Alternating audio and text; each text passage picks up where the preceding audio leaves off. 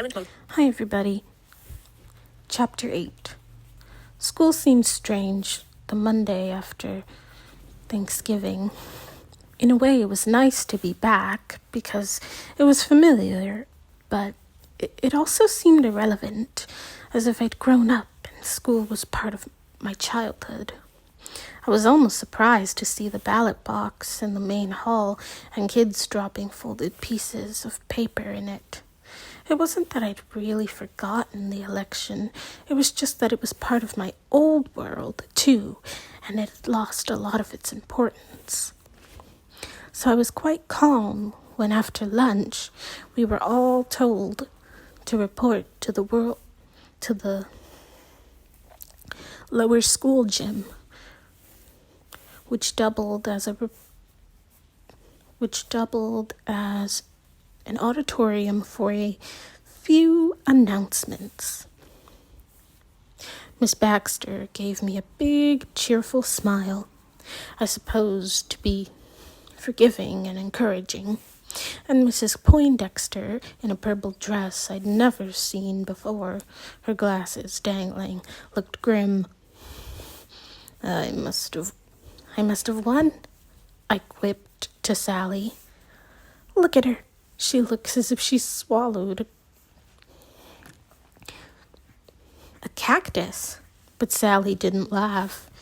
In fact, I soon realized she must be nervous about something because she kept licking her lips and she was clutching a couple of index cards, shuffling them around, picking at the corners. Ladies and gentlemen, said Mrs. Poindexter, her usual way of addressing large groups of us. I have two announcements. The first and briefer one is that Eliza Winthrop will continue as head of student council.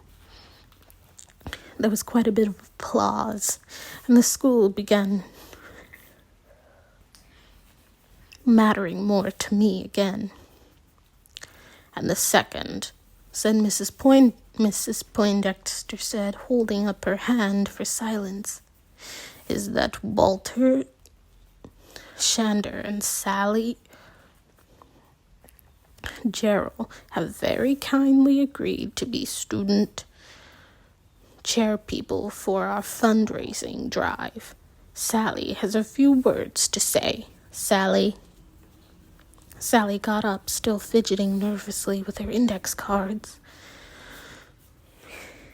Well, I just wanted to say, she piped, that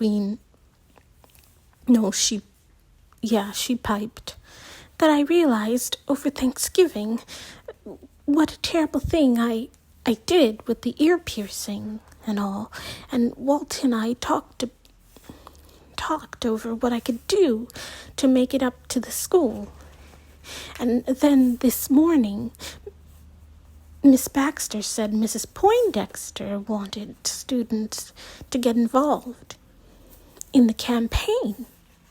And so then I thought I could do that. And Walt said he'd help. I really want to make it up to everyone for what I did. And this way, if anyone on the outside finds out about it, the ear infections, it'll be easier for Mrs. Poindexter and everyone to say that I'm really sorry. I swallowed against the sick feeling that was creeping up my throat from my stomach. It wasn't that I didn't think it was a nice thing for Sally to do. I did. It was that she seemed to be doing it for the wrong reasons. If the campaign's a success, she was saying, that means that Foster can go on giving people a good education. Later, Walter and I will tell you about some dances and rallies and things we're planning. But right now, I wanted to first of all apologize, and secondly, to ask for your support in the campaign.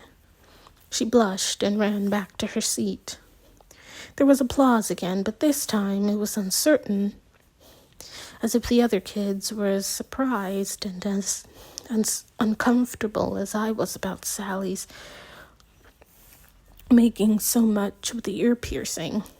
She made it sound as if she thought she'd murdered someone. But Mrs. Poindexter and Miss Baxter looked like a couple of Cheshire cats, one large and one small. "How was I?" Sally asked. Great, baby. Terrific," Walt said, hugging her. "Wasn't she great, Liza?" "Sure," I said, not wanting to hurt anyone's feelings. After school, I went to the art studio to do some work on my senior project. Sally and Walt were there, bent over a huge piece of poster board, painting, and I had to admit that Sally looked happier and more relaxed than I'd seen her for some time. Maybe, I thought, doing this wasn't so bad for her after all. "Hi, Liza," Walt called cheerfully as I rummaged in the supply cabinet. "What shall we put you down for? We're making a list. How much do you think you can pledge?" "How much do you think you can pledge?" "Pledge?" I asked, not understanding. "That's the word Mr. Piccolo says. That's the word Mr. Piccolo says fundraisers use," Sally said proudly. "It means how much do you promise to give to the Foster Fund Drive. Doesn't that sound good, Liza? Foster Fund Drive? So, metaphoric." "Alliterative," I grumbled, sitting down.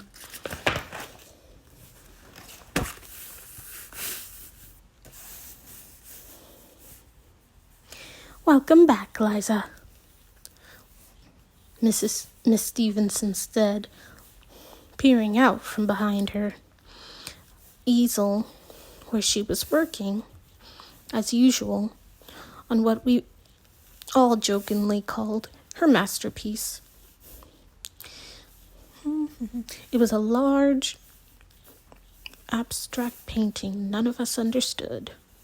"Thanks," I said, poking a pair of dividers down so hard I made a hole in my paper. Miss Stevenson's pledged $25, Sally said sweetly, waving a small notebook. "I don't know what I can give yet, Sally, okay?" I told her. Okay, she snapped. "You don't have to be that way about it." Then her angry expression vanished as if it had been erased, and she got up and put her hand on my shoulder.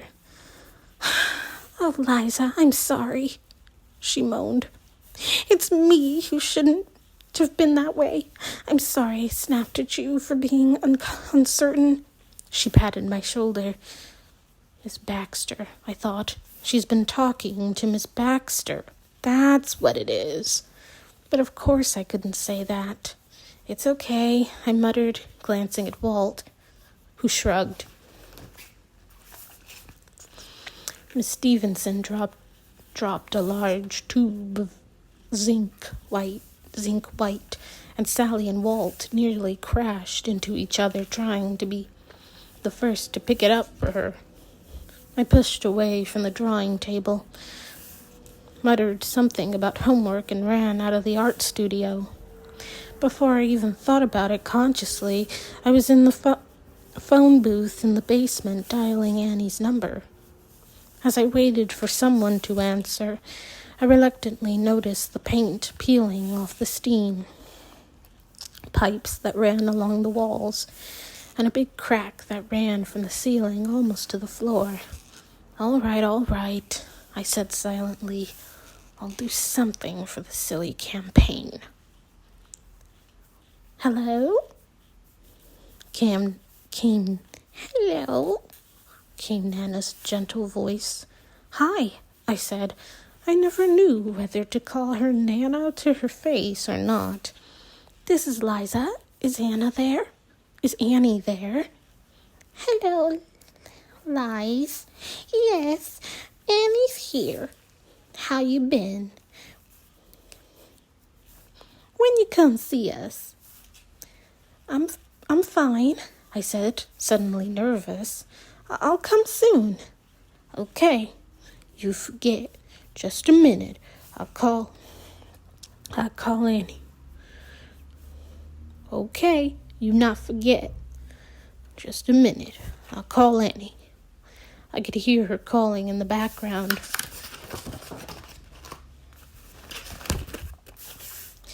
And was relieved to hear Annie answer. And I closed my eyes, trying to visualize her in her apartment, only it was the beach that came back to me, and I could feel myself starting to sweat. But it still made sense to me every time that scene came back to me. It made sense. Hi, Liza, came Annie's voice, sounding glad. Hi, I laughed for no reason I could think of. I know why I'm calling you, I said, except this has been a weird day. And you're the only part of my life that seems sane. Get what?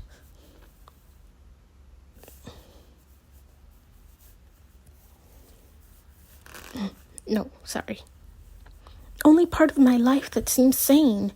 Did you get it? Get what? Oh, Liza, did you get reelected? Oh, that.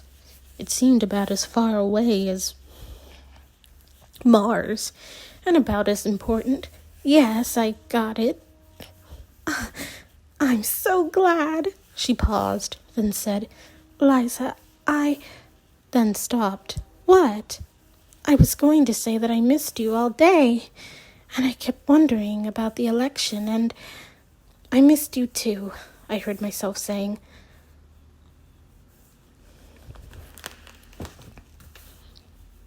Liza? I felt my heart speed up, and my hands were damp. I rubbed them on my jeans and tried to concentrate on the crack in the wall. Liza, are you sorry? About Sunday? I realized I was twisting the phone cord and tried to straighten it out again. I also noticed a bunch of juniors coming down the hall toward the phone booth, laughing and jostling each other. I closed my eyes to make them go away, to stay alone with Annie.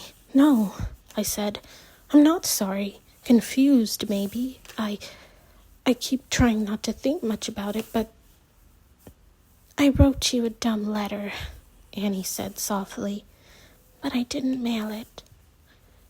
Do I get to see it? She hesitated, then said, Sure. Come on up.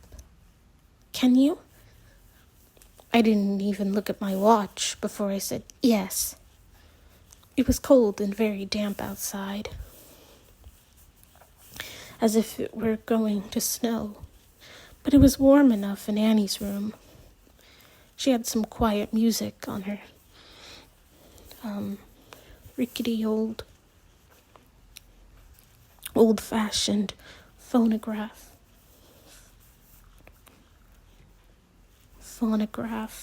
and her hair was in 2 braids, which by now I knew usually meant she hadn't had time to wash it, or that she'd been doing something active or messy, like helping her mother clean. We looked at each other for a minute there, in the doorway of her room, as if neither of us knew what to say or how to act with each other. But I felt myself leave Sally and school and the fundraising drive behind me, the way a cicada leaves its shell when it turns from an immature grub into its almost grown-up self. Annie took my hand shyly, pulled me into her room and shut the door. "Hi," she said. I felt myself smiling, wanting to laugh with pleasure at seeing her, but also needing to laugh out of nervousness, I guess. "Hi." Then we both did laugh, like a couple of idiots, standing there awkwardly looking at each other. And we both moved at the same time into each other's arms, hugging. It was just a friendly hug at first. An "I'm so glad to see you" hug. But then I began to be very aware of Annie's body pressed against mine, and of feeling her heartbeat against my breast, so I moved away. "Sorry," she said, turning away also. I touched her shoulder. It was rigid. No, don't be. You moved away so fast. Annie, please. Please what? Please, I don't know. Can't we just be friends?" she said, whirling around. "Just friends? Wonderful stock phrase, isn't it? Only what you said on the beach was..." She turned away again, covering her face with her hands. "Annie," I said miserably. Annie, I love you still, Annie. Annie, I do love you, Annie." There, I thought. That's the second time I've said it. Annie groped on her desk table and handed me an envelope. "I'm sorry," she said. "I didn't get any sleep last night. And, well, I couldn't tell you a single thing anyone said in school today, even at rehearsal. I'm going to wash my face." I nodded, trying to smile at her as if everything was all right. There's no reason, I remember thinking, why it shouldn't be, and I sat down on the edge of Annie's bed and opened the letter. "Dear Liza, it's 3:30 in the morning, and this is the 5th time I've tried to write this to you. Someone said something about 3 o'clock in the morning being the dark night of the soul, something like that. That's true, at least, for this 3 and this soul. Look, I have to be honest. I want to try to be anyhow. I told you about Beverly because I knew at that point that I loved you. I was trying to warn you, I guess. As I said, I've wondered for a long time if I was gay. I even tried to prove I wasn't last summer with a boy, but it was ridiculous. I know you said on the beach that you think you love me, and I've been trying to hold on to that, but I'm still scared that if I told you everything about how I really feel, you might not be ready for it. Maybe you've already felt pressured into thinking you have to feel the same way out of politeness, sort of, because you like me and don't want to hurt my feelings.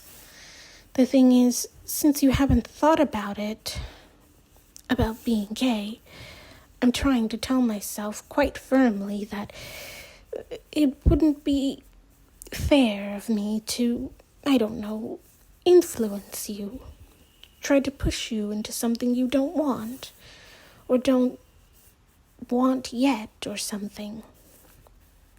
Liza, I think what I'm saying is that really, if you don't want us to see each other anymore, it's okay. Love, Annie. I stood there, holding the letter and looking at the word love at the end of it, knowing that I was jealous of the boy Annie'd mentioned, and that my not seeing Annie anymore would be as ridiculous as me saying, as she said her experiment with the boy had been for her.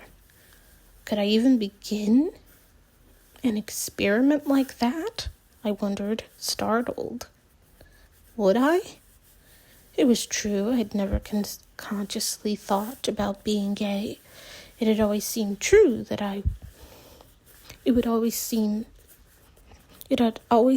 true that if I were, that it might pull together not only what had been happening but it also seemed true that if I were, that might pull together not only what had been happening before me and Annie, but all between me and Annie, but all along how I felt about her, but also a lot of things in my life before I'd known her, things I'd never let myself think about much. Even when I was little, I'd often feel as if I didn't quite fit in with most of the people around me. I'd felt isolated in some of the ways that I never understood. And as I got older, in the last 2 or 3 years, I'd wondered why I'd rather go to the movies with Sally or some other girl than with a boy, or why when I imagined living with someone someday, permanently, that person was always female. I read Annie's letter again and again, felt how ridiculous not seeing her anymore would be. How much I'd miss her, too. When Annie came back from the bathroom, she stood across the room watching me for a few more minutes. I could tell she was trying very hard to pretend her letter didn't matter, but her eyes were so bright that I was pretty sure they were wet. I'd tear this up, I said finally, if it weren't for the fact that it's the first letter you've ever written me, and so I want to keep it. Oh, Liza, she said softly, not moving. Are you sure? I felt my face getting hot, and my heart speeding up again. Annie's eyes were so intent on mine. It was as if we were standing with no distance between us. But there was the whole room. I think I nodded, and I know I held up my hand. I felt about 3 years old. She took my hand, and then she touched my face. I still don't want to rush you, she said softly. It scares me too, Liza. I just recognize it more, maybe. Right now, I want to feel you close to me, I said, or something like it. And in a few minutes we were lying down on Annie's bed, holding each other, and sometimes kissing, but not really touching. Mostly just being happy. Still scared, though, too.